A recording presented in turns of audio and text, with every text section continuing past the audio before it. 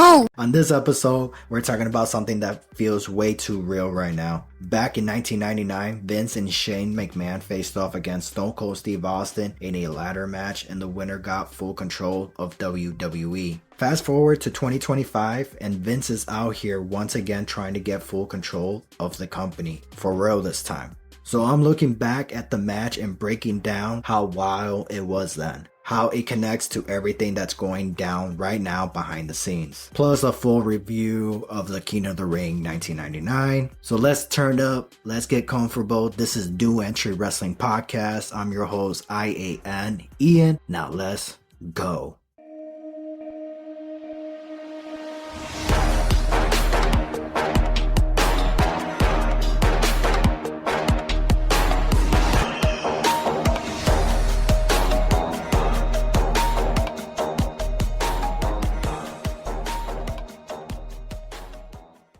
Alright, let's go. Vince McMahon, Shane McMahon versus Stone Cold Steve Austin. Ladder match, King of the Ring. Vince McMahon, Shane McMahon are walking out. They're saying, nope, we ain't gonna do it. God damn, oh snap. Here comes Stone Cold Steve Austin charging both of them with a clothesline. Look at that. Stone Cold Steve Austin giving them some knuckle sandwiches. One for Vince and one for Shane. Steve Austin in great shape. It's crazy how Stone Cold Steve Austin still looks the same, man. But anyways, the whole purpose of this match all started because, I'm going to be honest, I don't remember too much about it. But I think it had to do with somehow Stone Cold Steve Austin. Linda. There you go. Linda gave a percentage of her shares of the company to Stone Cold Steve Austin. And Steve Austin was obviously running WWE headquarters, so when it came to this buildup, was basically Vince wanted full control of the company, and he didn't want Stone Cold Steve Austin to have control of the company. And also, I believe he was WWE champion at the time, if I wasn't mistaken, or something like that. So I don't know too much about that, but I do know that man, I don't even know where I was trying to go at it.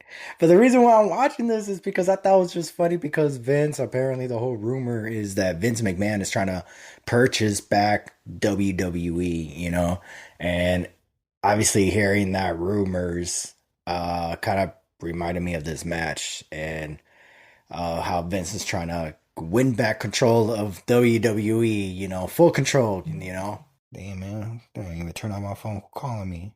God damn it. Well, whoever texted me made it on the episode. Oh, snap, what did I miss? Damn, Shane. So Stone Cold just had Shane McMahon between the ring posts, pulled his legs, and growing first to the ring post. Ow, Shane McMahon. There goes his sons, bro. God damn, that must have hurt. But yeah, this took place, when did it take place? I don't even know when it took place, but it happened in 1999. King of the Ring. Ooh, that was a weird clothesline from Shane McMahon. Shane McMahon just clotheslined Stone Cold Steve Austin in there. Looks like the McMahon family are finally, it looks like they're going to finally get control of this match, but nope. So far, it's been one side of Stone Cold Steve Austin, obviously whooping a can of whoop ass to the McMahon family, Shane McMahon and Vince McMahon, trying to win back control of the company, full control of the company, because Stone Cold Steve Austin owns the other half. And Steve Blackman was supposed to take Shane McMahon's spot. I don't know why he didn't. I don't know, to be honest, I don't know why they didn't make it a 3-on-1. You know, Steve Blackman could have just been part of this match. I don't know why it was just the McMahon family. Like, it's your company, bro. Like, why can't you just be like, hey, let's do a 3-on-1, you know? I don't know. That was pretty weird. Damn, what's Shane doing? Alright, so on the stage, there's like ladders set up on top, and then there's ladders stacked up on top of ladders stacked up, and Shane McMahon is on top of all that pile. And Stone Cold Steve Austin realized that he's up there, that Shane's up there. Now he's trying to go up there and follow him. Both men are on top of the ladder, stacks on. Oh my gosh, Shane! Damn, did he just fell? Oh snap! Stone Cold Steve Austin just gave him a right hook right in the jaw of Shane, and then he just kind of like rolled over and then he just fell off the stack of ladders. That must have been like at least, that ladder had to be at least 10 feet tall. So he must have fell like 12 to 15. Oh, damn. Poor Vince. Oh, snap. Stone Cold just threw Vince right in the open ladder. Damn, he did it just again. Face first. He's like hitting those ladders. Poor Shane. Shane, he's so confused. Stone Cold Steve Austin giving him the salute and sending him through the pile of ladders. Both McMahons are down, man. This is crazy. Oh, snap, that pile of ladders. The structure of that ladders. Oh, it's gonna fall. But anyways, I was watching this King of the Ring 1999, and I gotta say it was pretty solid event, you know. One of my favorite ones was The Undertaker versus The Rock for the WWE Championship. Man, yo, that match was dope. That, oh, snap! Oh my gosh! Yo! Yo, that's crazy. That pile of ladders. So again, there's like at least 8 ladders standing up, right? And then there's like a ladder laying on top between these 2 ladders, right?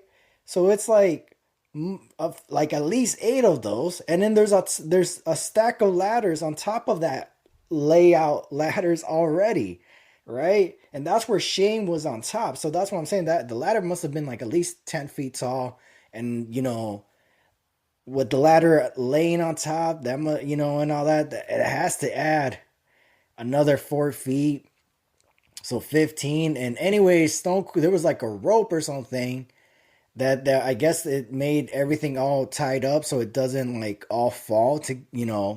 So I guess it's like all attached together. Stone Cold Steve Austin pulled a rope and the whole pile just collapsed on top of the McMahon family, which is crazy. Damn. So, anyways, after I got interrupted, I was gonna say that the Stone Cold, The Rock versus The Undertaker, that was the great match. I really enjoyed that one. That one was fire, man. That one was great. Out of all the King of the Ring tournaments, they were all pretty decent, man. I'm not gonna lie. Stone Cold Steve Austin setting up a ladder. Shane McMahon is on the announce table. Stone Cold Steve Austin's climbing the ladder. Stone Cold on top of the ladder. Give me a hell yeah! Oh, diving elbow drop to the chest of Shane McMahon. Through the announce table, the announce table collapsed. The crowd is going crazy. Holy moly. Yeah, man. Vince is getting up. He's like, God damn it, Shane. Get up. Get up. Get up. Get up after you just took that elbow drop to the chest. Stone Cold Steve Austin and Vince McMahon are both on top, and Stone Cold just push Vince McMahon off the ladder. Oh, snap! Damn! Vince, cause he's basically on the ground floor, standing up after he just got pushed.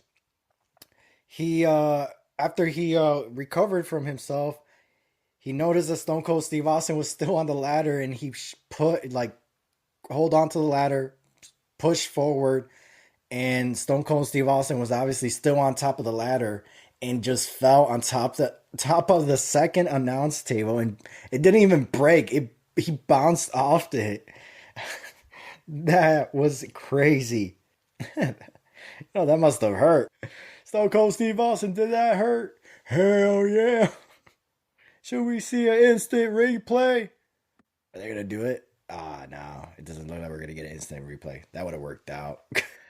Oh yeah, we did it! Oh no, it's for the elbow drop. Oh no, yeah, no, oh yeah. Should we do an instant replay? Hell yeah. Hell yeah. Yeah, I got an instant replay, baby. Let's go. Vince McMahon going back to the ring right now. He is trying to. Oh, yeah, I don't even think I mentioned it. So, because it's the control, the winner of this match gets control of WWE. And since it's a ladder match, the briefcase, the contract is hanging up above, and they both have to reach that briefcase. So, it's basically a chase, you know? It's like Sonic. No, is it Sonic? Super Mario Kart, whatever. It's like Super Mario Kart. You know how like y'all racing, and then you got all these weapons that you got to use to like boom to get ahead. It's the same thing like in that ladder match. You know. That's why I'm like, you don't have to do high spots all the time. I feel like two or at least 3 to 5 high spots from a ladder is enough. Like a dive from each, you know, like a cool high spot, like an elbow drop from each wrestler, and then something like maybe like a power bomb or a suplex off the top rope. Like right now, Stone Cold Steve Austin just suplex Vince McMahon off the top of the ladder. Oh my goodness, that must have been at least 10 feet. Hey, Shane McMahon is back in the ring trying to help his dad, but fortunately he's getting another can of whoop ass by Stone Cold Steve Austin. Goddamn kid, why are you still getting up? Stay down.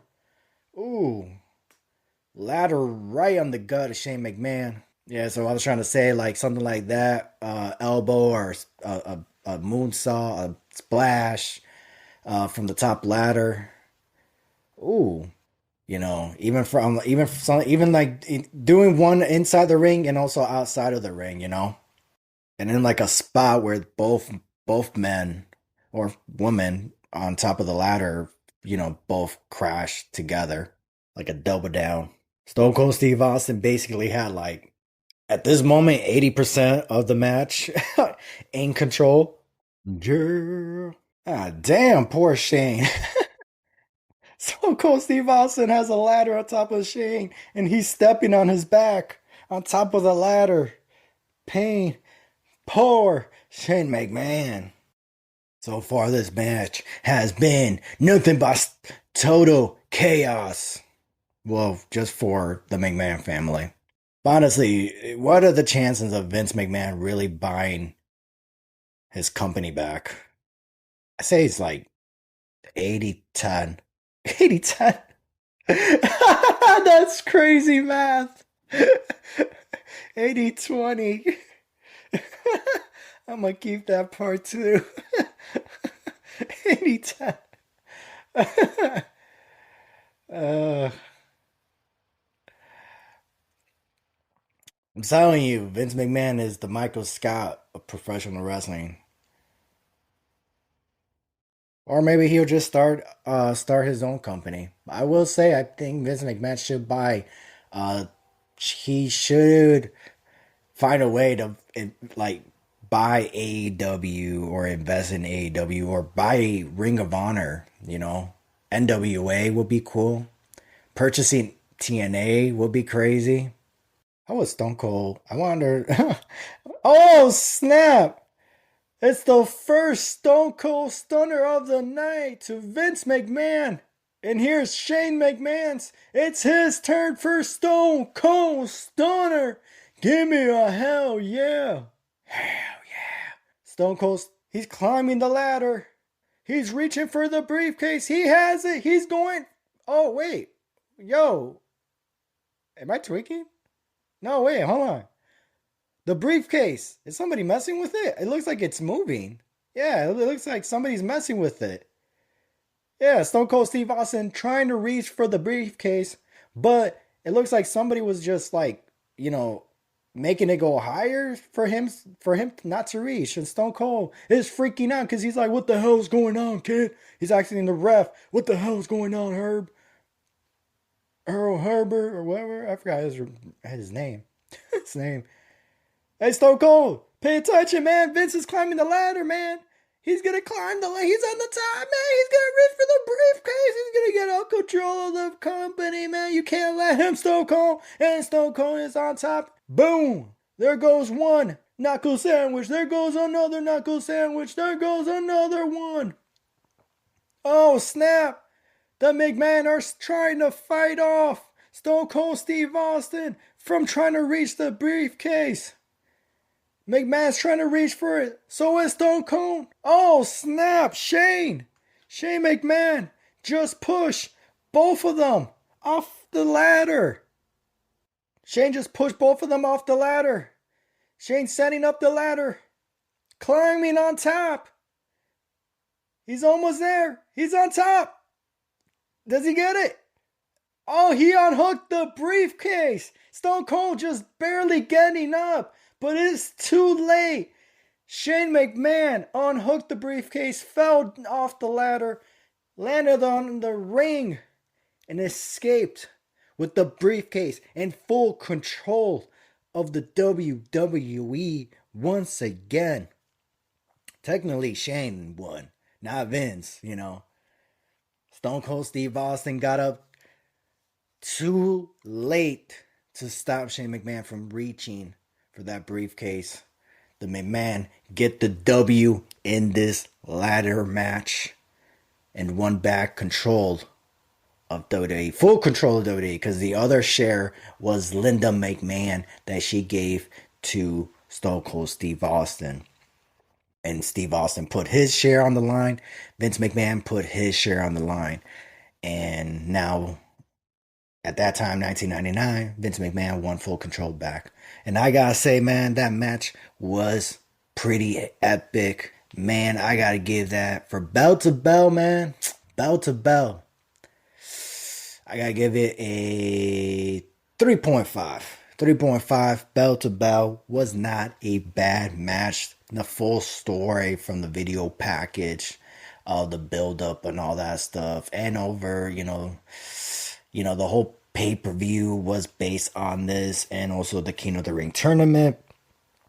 You know, just the story leading to this pay-per-view and the match. I guess the story, right? The story, I gotta say it was like 8 out of 10. 8 out of 10 with the story. The match itself matched with the story. You know, it worked perfectly well. And again, it wasn't a wrestling match. It was like a fight. It was a race to see who would win full control of WWE. But yeah, so I think that's a fair rate. 8 out of 10 for that match. As an overall match, but bell to bell, I gotta give it a 3.5. For the rest here's the rest of the lineup for King of the Ring 1999. It took place in June 27, North Carolina. The opening event, King of the Ring quarterfinal match, it was X-Pac who won by defeating Hardcore Holly by disqualification. Kane defeated The Big Show in a qualifying match. Billy Gunn defeated Ken Shamrock in a qualifying match. Road Dogg defeated China in a qualifying match. And then we had the Hardy Boys versus the Brew in a number one contender match for the WWE Tag Team Championship, and the Hardy Boys got that win. Now we're in the semi-final match where it was Billy Gunn versus Kane. Billy Gunn got the win on that one. X-Pac versus Road Dogg was another semi-final match, and X-Pac got the W on that one. The match of the night right here was The Undertaker versus The Rock for the WWE Championship, man. This was like a 9 out of 10. You know, bell to bell, man. You know, bell to bell, I gotta give it like a 4.5. You know, 4.5. The ending was fantastic. With Triple H showed up, Pedigree, The Rock, and then The Undertaker finished him off with a Tombstone Power Driver. That ending was just perfect, and that Tombstone Power Driver. That whole match was just a perfect. It was a perfect WWE Championship match. You know, The Rock and The Undertaker always have great chemistry. And then another good match I like from them is the one that they had in No Way Out 2002. Billy Gunn versus X Pac in the King of the Ring final. Billy Gunn won that match. I was gonna say the whole story of the King of the Ring. Everything was like had a purpose. Everything told a story in every King of the Ring qualifying match, which what I did enjoy. So by the time we got to the finals, it was just great, fantastic storyline between two DX members. I don't know if they were former at the time or they split up at that time. That part I can't, quite wasn't sure. But yeah, no, that match it was great. Billy Gunn got the win from the diving from the famous Sir off the top rope onto X Pac, getting the 1, 2, 3, and Billy Gunn was the king of the ring, and I truly believe he should have gotten a WWE championship that year. It's crazy that he didn't. I feel like he should have gotten at least not at SummerSlam, but like at least on Raw or something, or even like a mid card title. He could have gone after the Intercontinental Championship at that time. And then obviously the main event was Shane McMahon, Vince McMahon versus Stone Cold Steve Austin, handicap match for the full control of the WWE. And yeah, I enjoyed it. It was good. This whole event told a story. Like whatever the story was leading up to the event, it was like, yeah, boom, you're getting it here. You're not gonna, it was like the final, because I guess it made sense because it was, the event's called King of the Ring. So it's like, why are we going to continue this? Everything should just end here, except for that number one contender match with the tag team. So overall event, King of the Ring 1999. I'd say it's worth watching. So yeah, definitely is worth watching. So I'm gonna give it like an 8 out of 10 overall review. So yeah, yeah, yeah. But yeah, it'd be crazy, man, if Vince McMahon bought his whole company back and we just be like, all right, cool. Welcome back, Vince. Should we just, like, like if that day does happen, do we just act like nothing ever happened? Like the pandemics? So, all right, moving on. All right, it's time for my dream event. I got two options per match, and I'll tell you which one I'm putting on the card. And we're going to start off with match one, the opener. Here are my options. Option A is Chad Gable versus Rey Mysterio. Option B is Matt Hardy versus Edge. Damn, that's a good one. Ah, man. Do I want Chad Gable versus Rey Mysterio? That's a nice opening match. But then you got Matt Hardy versus Edge. Now here's the thing. What era Edge and what era Matt Hardy? And same thing with Rey Mysterio and Chad Gable. Now, if I'm going to go, you know what? Chad Gable, Rey Mysterio, I'll go with this era, right? I will go with this era. Well, actually, for Chad Gable, I'll go with this era, 2025 era or 2024 era of Chad Gable is nice.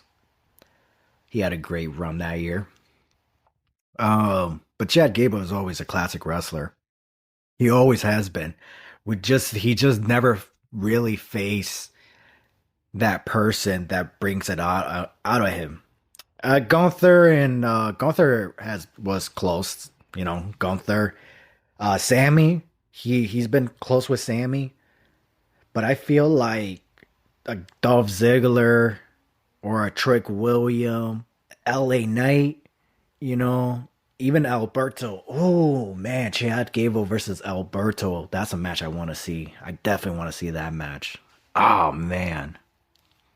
And then Rey Mysterio, I don't know, man. But Matt Hardy and Edge, I know what era. I would love to see Broken Matt Hardy versus 2008 Edge, De La Familia. I think that would be a crazy one right there. So I'm gonna go with that one as my opener, even though that's like a main event match. But since there's no title involved, I think that match would be fantastic. Broken Matt Hardy versus Edge. So I'm gonna go with that one as my opener. Now let's go on to match number two, the mid card workhorse match. Here are my options. Oh, speaking of Alberto Del Rio and Dolph Ziggler, that's one of my options. It's Alberto Del Rio versus Dolph Ziggler. Let's go. And then option B. Ooh, damn. AJ Styles versus Finn Balor. Oh, wow. That's crazy. That's tough. Which one of these two matches is going to be my second match? Alberto Del Rio versus Dolph Ziggler is a great one because I already know, like, if I had to, because they face each other before, right? And if I already know which one I want the, damn. See, you know what I really want? It's Alberto Del Rio babyface. We didn't really get that. The problem was we had that rivalry where Alberto Del Rio or Alberto El Patron, he was a baby face and Dolph Ziggler was the heel, but the thing is he got a concussion and when he came back, we were rooting for him. So that was the problem. You know, so we never really got a full babyface run with Alberto and Dolph Ziggler. And I feel like that would have been great.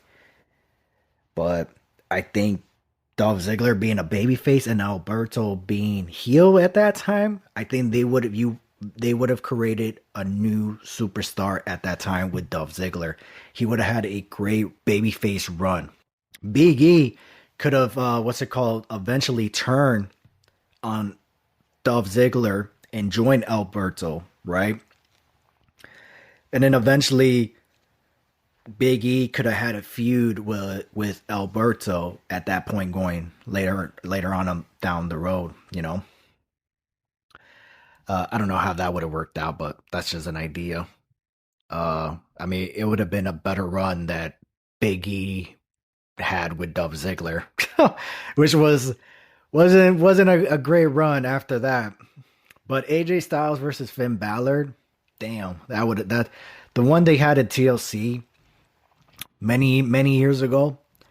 Damn, what year was that? 2016 or no, 2017 or 18?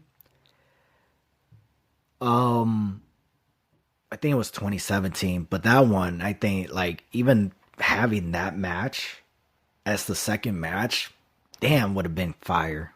Would have been fire.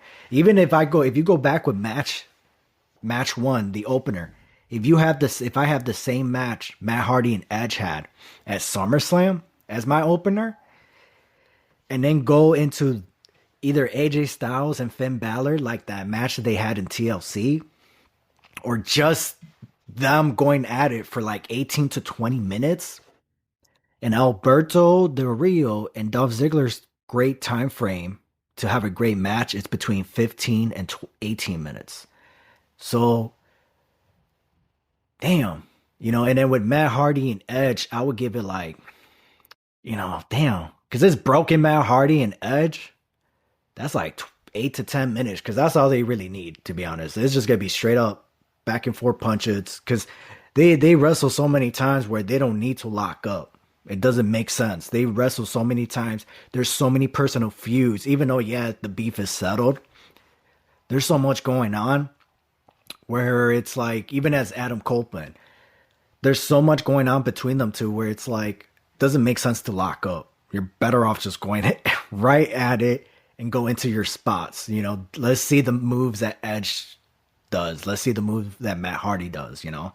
It's just like a straight up brawl where and the same thing with Chad Gable and Rey Mysterio. It's just like lucha spots and all that, and, you know, high spots. So I already got that personal grudge match and that big superstar stardom between Matt Hardy and Edge. So, and then both of them have great theme songs. So it's already opening up with a great, like, we're opening up strong right now. So now with the work, because that's why it's called mid-card workhorse match. So now this is like the wrestling stuff.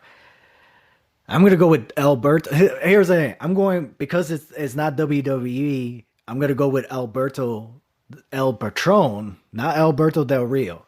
Now, if I have to use Alberto Del Rio, same thing with Dolph Ziggler. So if I have to use Alberto Del Rio and Dolph Ziggler, now I'm gonna go with AJ Styles and Finn Balor. But if I could use Alberto El Patron and Nick Mimith, then that's the one I'm gonna go with. So it really depends. You know what I mean? So, but I'm regardless. I guess I'll just go with Alberto Del Rio and Dolph Ziggler then. So I guess I'll just stick with that one as the mid-card workhorse match. So yeah, I think that would be because they're gonna have fantastic match. Alberto Del Rio, El Patron, fantastic worker. Dolph Ziggler and Dolph Ziggler, aka Nick Mimith, his real name, fantastic worker, and they both have great chemistry in the ring, and they both call their stuff in the ring. So I got to give that, extra credit. So yeah, I'm going with that one. Not saying that AJ Styles and Finn Balor don't call their stuff in the ring, but I feel like if comparing to the matches that Alberto and Dolph Ziggler they had wrestled so many times, where it's like they don't miss, it's fire all the time. So that's yeah. Anyway, let's go on. Let's move on. Now for match number 3. All right, for now, match number 3, we got the tag team showdown. Here are my options. Oh, this is one's weird. We got the Usos versus Braun Breaker and Bronson Reed. That's a unique one. And then option B, New Day versus the Motor City Machine Guns. Ooh, damn. I like these options, but it's nothing crazy to me. Like Usos versus Braun Breaker and Bronson Reed. That's going to be a fire match. And obviously that's going to happen. New Day and Motor City Machine Guns. That one I like just because the Motors, I don't want to say it's been a dream match, but it is one of those, it's the TNA WWE dream match, because the Motor City Machine Guns used to be in TNA. And so obviously they were the face, or still the face, or the legends in TNA tag team division, They also made a name for themselves in the X division, and the main event card as well. Alex Shelley, former TNA World Heavyweight Champion. I actually met him, took a photo with him, and hold the Impact World Heavyweight Champion. So shout out to Alex Shelley for that. Also flew all the way to Vegas to go see Moose versus Alex Shelley for the TNA World Heavyweight Champion. Also the return of TNA Wrestling. So that was also the night Dolph Ziggler, aka Nick Mimith, made his TNA debut. Anyways, for the tag team showdown, I'm going to go with the Usos versus Braun Breaker and Bronson Reed. Match 4 is going to be New School versus Old School. Here are my options. Gunther versus Goldberg. And then my other option is LA Knight, versus the man you can't see, the man who is on tour, John Cena. This one's pretty obvious. This one's pretty simple. Yeah. Which one am I going to go with? I'm going to go with LA Knight. Yeah. Versus John Cena. Yeah. Moving on to match 5. Women's power match. Let's go. We got Jordan Grace versus Rhea Ripley. We also got Alexa Bliss versus Stephanie Valkyrie. I'm going to go with Alexa Bliss versus Stephanie Valkyrie. I hope I'm saying her last name right. And I hope I didn't butcher it like Nikki Bella did on Monday Night Raw. It's time to go on to match 6. And this one is a Forbidden Door spot.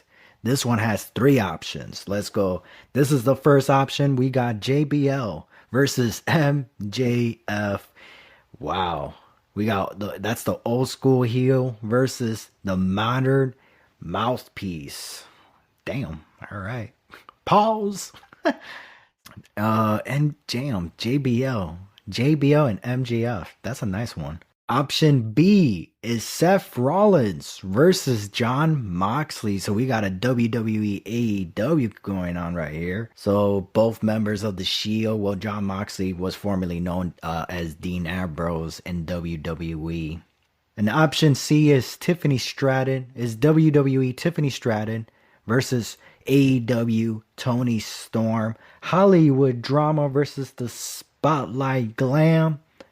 Damn, which one is going to go at the Forbidden Door spot? Is it going to be JBL versus MJF, Seth Rollins, Jon Moxley, Tony Storm, or Tiffany?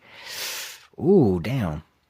For match number 6, since it's number 6, I would go with the Forbidden Door, Seth Rollins, and Jon Moxley. If this was any other, damn, but Tony Storm and Tiffany. That's a good one too, to be honest. You know what? I'm going to go with Tony Storm. Yeah, I'm going to go with Tony Storm versus Tiffany Stratton. I think that one will be a nice Forbidden Door one. Yeah, Tony Storm and Tiffany Stratton. That one, yeah, that's the one I'm going to go with. Yeah, that one will be nice. That one, I think that's going to be a good classic wrestling match. Also, even if it's a no disqualification match, like a Hollywood drama, a Hollywood spotlight, hardcore rule match or something like that. Barbie dollhouse match. I don't know, dollhouse extreme rules match, something like that.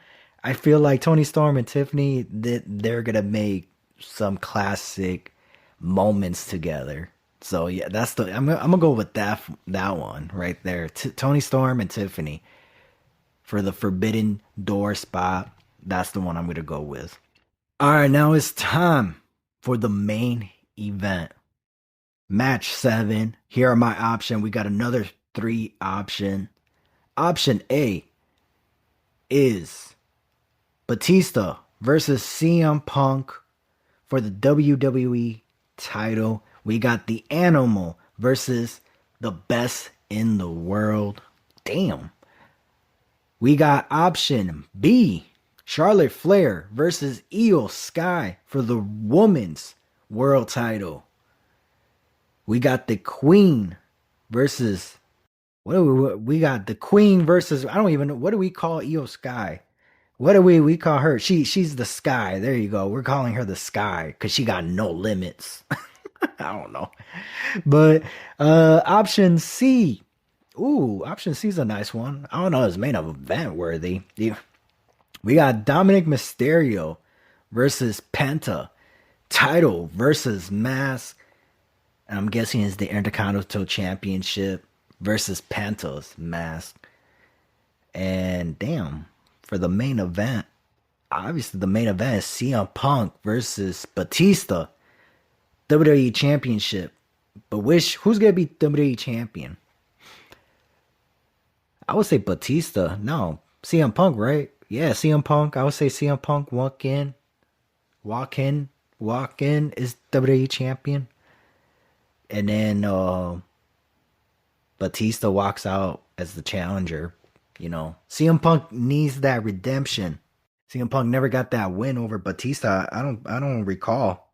When they faced each other at the Great American Bash. I truly don't think they ever got that rematch. Let's go down my list once again for my dream main event or my dream event. So my match 1, my opener, is Matt Hardy versus Edge. Match 2 is Alberto Del Rio versus Dolph Ziggler. So aka Alberto El Bertrone versus Nick Mimith. My match 3 is a tag team showdown, which is going to be the Usos versus Braun Breaker and Bronson Reed.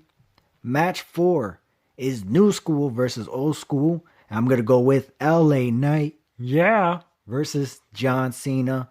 And my 5th match, the women's match, I'm going with Alexa Bliss versus Stephanie Valkyrie. Match 6 is the Forbidden Door spot. And the one I'm going with is WWE Tiffany Stratton and AEW Tony Storm.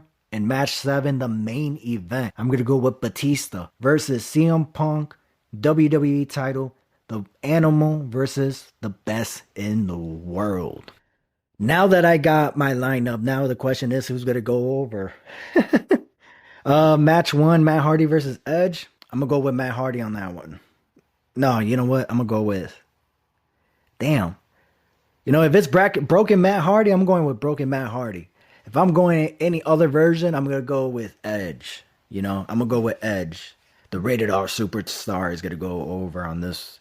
So, but damn, if I gotta go just pick one right now, I'm gonna go with. Damn, which one should I go with? If Matt Hardy is coming out with live in the moment or live for the moment, if Matt Hardy comes out with live for the moment, I'm gonna have him win. I'm gonna have him win if he's able to come out with that song. He comes out with any other song, I'm sorry, Edge. That's how you're gonna get over. Let's go. But he better, let's go. Because Edge has that. I think he has the rights or whatever, or he could use. I don't think he has the rights. Sorry, he doesn't have. Well, yeah, he has the rights, and I'm pretty sure he could use his theme song anywhere he feels like, I believe.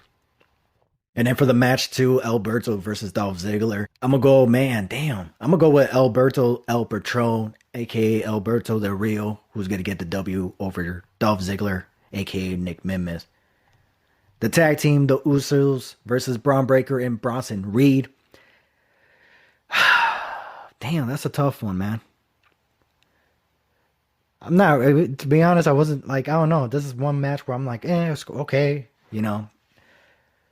But Usos or Braun Breaker and Bronson Reed.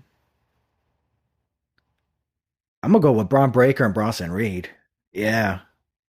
I'm going to go with that team to go over on the Usos. I feel like it'll be a fire match, a fire tag team. Here's the thing. I will make it a tornado tag team match. A tornado tag team match. Not a tag me in, brother. Nah. Maybe like the first 5 minutes. Sure. After that, tornado tag team. LA Knight versus John Cena. Damn. It don't matter. LA Knight is over. So I feel like him beating John Cena will mean something. And it will take him to that next level. And then John Cena doesn't need to beat LA Knight realistic, It's one of those things where it's kind of like an Austin Theory where it's like, if I beat you, you fail. And if you beat me, you fail. But with LA Knight, it's like, you kind of have to have LA Knight win.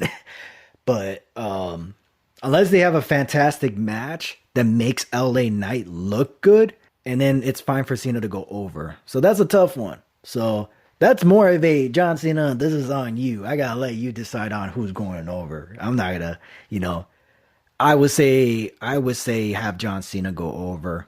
Nah, no. LA Knight. I'm gonna go with LA Knight. Yeah. Find out that LA Knight. I'm going with LA Knight. He deserves this win. If anything, he hasn't won a big major title yet.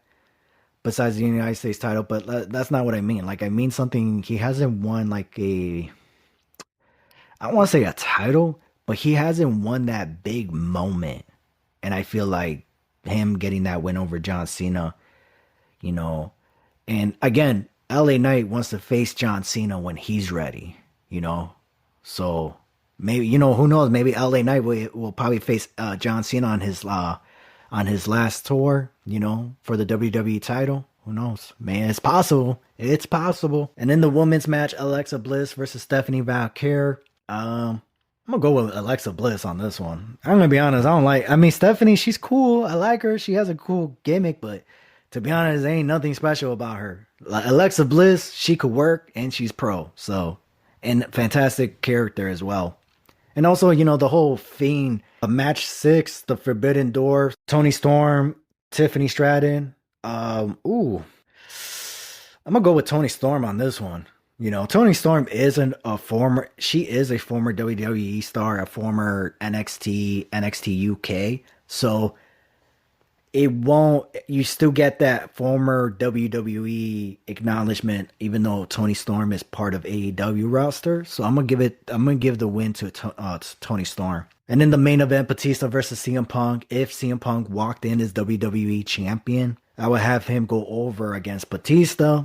Punk could hit a GTS, or he can make him submit with the Anaconda Vice, make him tap out or pass out from the submission move, or he could hit two GTS, to get the 3 count over Batista.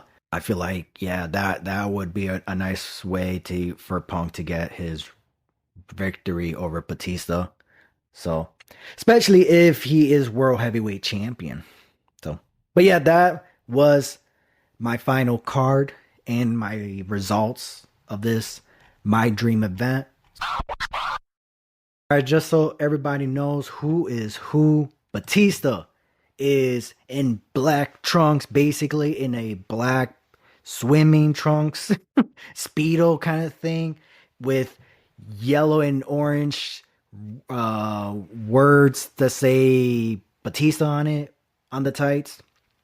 CM Punk is all wearing black and white trunks, and I think that's where they're called trunks, right? Not tights. Tights is the long pants, and then trunks is like the speedos. There you go.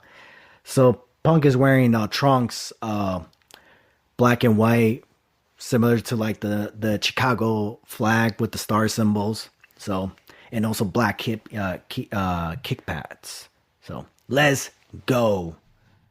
Obviously, no audio, no video from the actual match due to copyrights, but you can find this match on YouTube. I'll put the link in the bio. You can watch the whole entire Great American Bash 2008 on Peacock. Shout out to WWE. Let's go. CM Punk versus Batista for the World Heavyweight Championship. WWE Great American Bash 2008. CM Punk is walking out as World Heavyweight Champion. Yeah, like what I'm saying, I don't think CM Punk ever got redemption. I don't think he ever got a clean win. Clean. I don't think he ever got a clean win over Batista for the World Heavyweight title or any title, you know. But I truly believe if Batista never left the WWE, CM Punk versus Batista at WrestleMania 28 would have been, man, like huge. It would have been huge if Batista would have never left. Because most likely he at WrestleMania, if he never left at 2010, 2011, if he would have had that the Rock deal where go do Hollywood for a bit and then come back for the big events like WrestleMania, SummerSlam, maybe even Survivor Series. I feel like, that would have helped Batista a lot. Because he would have done Hollywood, come back and wrestled, and he would have helped stars like, oh, here comes Batista. Let's go, Batista the Animal. I gotta hear his theme song. WrestleMania 27, he could have faced Randy Orton for the WWE Championship, and in WrestleMania 28, he could have faced CM Punk for the WWE Championship instead of CM Punk facing Chris Jericho. He could have faced Batista because that would have been a main event match, and he would have had that over Punk's head that he never beat it Batista. Again, I don't know how true this is. Here comes the Animal. Boom, boom, boom, boom, boom, boom, boom, boom, boom, boom, boom, boom, boom, boom. I walk alone. CM Punk. It's crazy seeing CM Punk right here. World Heavyweight Champion. He used his cash in, Money in the Bank briefcase cash in on Edge the night after Night of Champions 2008, where Edge co-main event Night of Champions with Batista for the World Heavyweight Championship. This was Batista's last chance at the World Heavyweight title. And Edge retained the title, obviously, by using the world title on the skull of Batista and getting the 3 count. The night after on Raw, because there was a draft going on. Edge is going on SmackDown. Punk got drafted to Raw, I believe. Yeah, and then he used the Money in the Bank briefcase to cash in on Edge. After Edge received a power bomb. Whoa, a power bomb from Batista, and then he got his ass whooped before that too. But look at that. Batista, the animal, face to face with CM Punk, World Heavyweight Champion. CM Punk was the underdog in this match. He wasn't even considered the best in the world, but he truly believed that he was. The bell has rung. It is official. Let's go lock up. Batista shoving CM Punk to the corner. Obviously, with all that strength and muscles. What do you expect, brother? Don't call me that. Don't call me. Ooh, CM Punk with a headlock on Batista. Is Batista gonna tap out from the headlock? Nope, he escaped. That Batista thinks he's like laughing. He thinks it's funny that Punk thinks that he has a chance with the animal. Ooh, nice. Batista went for a wrist lock. But still, Batista is too powerful for Punk. Punk is calling, he's like, come on, champ. Come on, champ. You want to be world champ? Come on. Ooh, a kick to the thighs of Batista. Ooh, Batista's getting a little heated. Ooh, couple strikes from Punk to Batista. With that forearm right in the jaw. Punk hitting the ropes. Ooh, Batista picks him up for a power slam, but ooh, Punk was able to get out of it. He was able to get out of it, but just received an elbow. Boom. Snap mirror. Boot to the face. Good night, Punk. Cover time. 1, 2. Ooh, first cover of this match. But it wasn't enough to take. It wasn't enough to take out Punk. Punk is still fighting back. Batista's really showing his strength in this match. Ooh, damn, elbow. Punk just hit an enziguri, which is like a kick to the head of Batista. Batista rolled out of the ring. Look, Punk is going to fly. Is he gonna go through the middle ropes? Ooh, there he goes. Damn. The hell is your problem, Punk? Punk kicked him right in the back. Like he mad at him. 1, 2. Oh. Punk threw Batista back in the ring. It seems like Punk realized that he can't rely on his wrestling skills, that he needs to rely on his strikes to take out the animal, Batista. Batista is a former world heavyweight champion. You need to understand that. Okay, he main evented WrestleMania with Triple H and The Undertaker. He only won one of those matches, but you know. But he has main events in multiple pay-per-views with those guys. And John Cena. But Edge ended up facing Triple H for the WWE Championship in the main event for the Great American Bash. It had a decent story, to be honest, and it was a decent, fun match. I think the only problem was after SummerSlam, they should have. Well, Edge kind of took time off, but you know, they should have. Edge and Triple H, the rivalry should have picked up again. You know, I feel like that should have been the main event at WrestleMania 25. It should have either been Triple H versus Batista.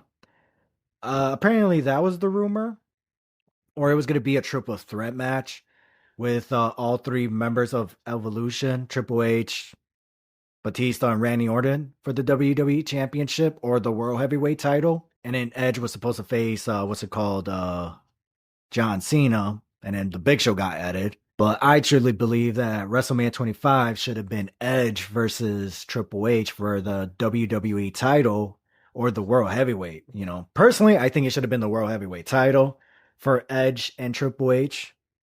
And then you could have had, Cena and Batista or even Orton for the WWE Championship. Or you could even have John Cena and Triple H 2 at WrestleMania. But yeah, this is what I'm saying. Like, Punk and Batista should have faced each other at WrestleMania.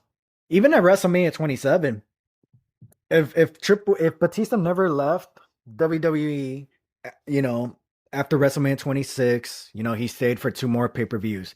But that's what I'm saying. If you after Nice crossbody for CM Punk. Damn. Nice. That was beautiful. Beautiful crossbody.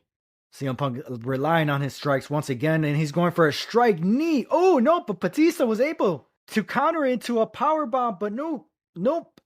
CM Punk fights. He fights. Oh, snap. Batista was able to turn it around and hit Punk with a power slam. Damn, high kick from Punk. Punk is outside of the ring apron right now. He got back inside the ring. He's going for the another. Oh, the knee to the jaw of Batista. The move that he tried to hit earlier. Oh, high kick. Roadhouse is over. 1, 2. Oh, kick out before the 3. The match is going to continue. So I was trying to say, if Batista had not left after over the limit 2010, if he would have just take time off, come back for WrestleMania, face CM Punk at WrestleMania 27 with or without the title, the WWE title.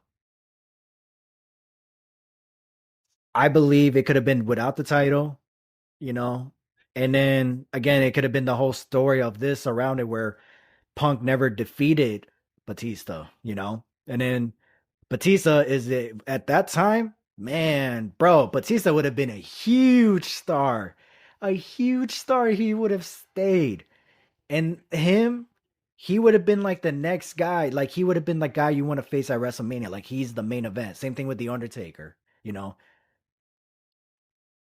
So then you would have had 3. You would have had John Cena, Triple H, the Undertaker. But eventually, Triple H, he goes on and just faces the top players. But, Punk was supposed to face Triple H at WrestleMania. And oh, snap! Punk just hit a flying clothesline off the springboard from the top ropes or the middle ropes, whatever. Hitting Batista with a flying clothesline.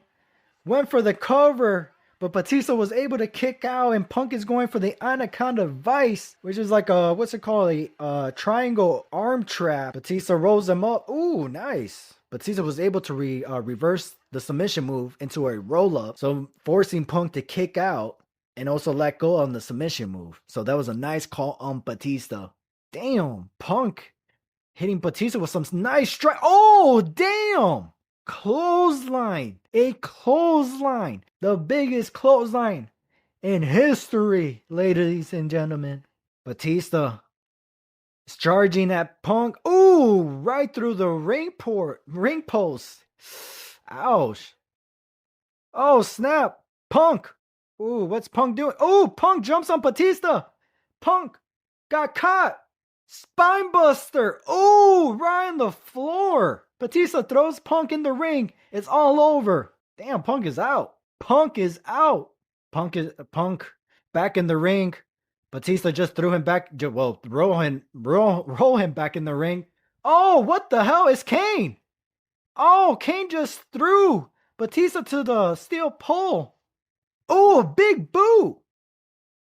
Oh, snap. The bell has rung. Kane's in the ring. Oh, chokeslam for CM Punk. Ooh. Damn, chokeslam from hell. Kane just chokeslammed CM Punk right in the middle of the ring. Kane just picked up a bag that he just brought into the ring. What was that bag? Was that Rey Mysterio's mask? I think that's what it was. CM Punk, Batista both down thanks to Kane. Ooh! But damn, what did the cameraman just do? Kane just big boot.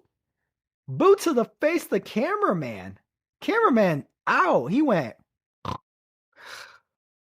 Good night. Wow. I cannot believe it, man.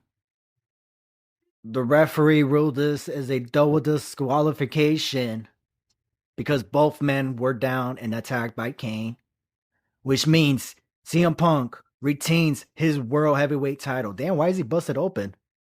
Anybody gotta check the cameraman? Yeah, we could have crowned a new World Heavyweight champion. What I would like to understand is how do we go from Batista not getting another shot at the title you know. Um, yeah, to JBL getting a title. I think JBL, like, what made JBL be the guy? Oh, power bomb, Batista bomb from Batista to CM Punk. Now play his music, cause he walks alone.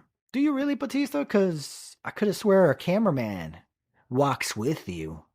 Yeah, I walk alone. Well, that was a fun match.